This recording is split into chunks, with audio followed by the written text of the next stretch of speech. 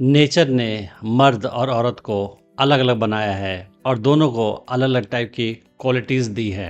मर्दों के अंदर जो गुण होते हैं उनमें से एक गुण ये होता है कि मर्द अपनी मर्जी से बिहेव करते हैं। एक मर्द के अंदर अपना दिमाग, अपनी कैपेसिटी होती है चीज़ों को समझने की और उसके मुताबिक बिहेव करने की। तो अगर आप एक पुरुष हैं तो आपको अपने मर्जी से अपनी ज़िंदगी जीने का हक है और आपको अपनी ज़िंदगी अपने ढंग से चलाना चाहिए। और कितनी बार आपने देखा होगा कि कोई मर्द अपने मर्जी के मुताबिक बिहेव करता है और वो जब किसी औरत से मिलता है तो वो औरत उसे कंट्रोल करने की कोशिश करती है, क्योंकि औरतों को चैलेंज काफ़ी पसंद आता है। तो आज मैं आपको बताऊंगा कि आपको कैसे बिहेव करना चाहिए जिससे एक लड़की के मन में आपके लिए ज्यादा आकर्षण पैदा हो सके। सबसे पहले हमें यह समझना होगा कि आपको अपने मर्जी से बिहेव करना है। आपको कभी भी ऐसा बिहेव नहीं करना है कि आप दूसरे को इम्प्रेस करने की कोशिश कर रहे हो। बहुत सारे लड़के ऐसे होते हैं जो लड़की को इम्प्रेस करने के लिए अपने पर्सनालिटी को चेंज करना शुरू कर देते हैं। लड़की जो चाहती है उसके हाँ में हाँ मिलाते हैं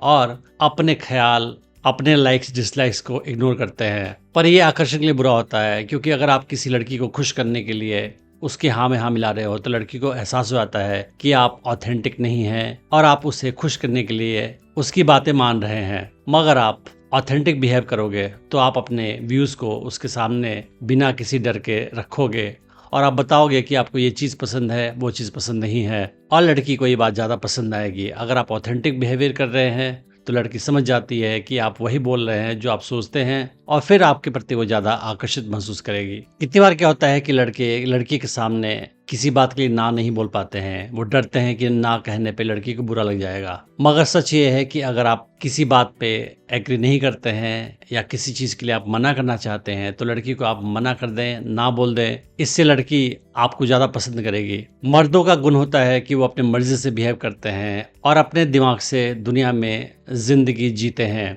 तो बहुत सारे लोग ऐसे होते हैं जो अपनी लाइफ को अपने मर्जी से लीड करते हैं और कुछ लोग ऐसे होते हैं जो दूसरों का कहा मानते हैं, दूसरों के ओपिनियन से चलते हैं। तो लड़कियों को ऐसा लड़का पसंद नहीं आता है जो दूसरों के ओपिनियन से चलता हो, उसे कोई और इंसान लीड करता हो। तो आपको ऐसा बनना है कि आप अपनी मर्जी से ज़िंदगी जी रहे हैं, आप दूसरों का कहा मान के ज़िंदगी नहीं जी रहे हैं। अगर आप अपनी ज़िंदगी अपनी मर्जी से जियोगे उस हाल में लड़की चाहेगी कि आपको वो कंट्रोल करे, क्योंकि लड़कियों को चैलेंज बहुत पसंद आता है। लड़की हर उस लड़के को पसंद करती है जो आउट ऑफ कंट्रोल हो, जो थोड़ा सा संभालने में मुश्किल हो, जिसे कंट्रोल करना कठिन लगे।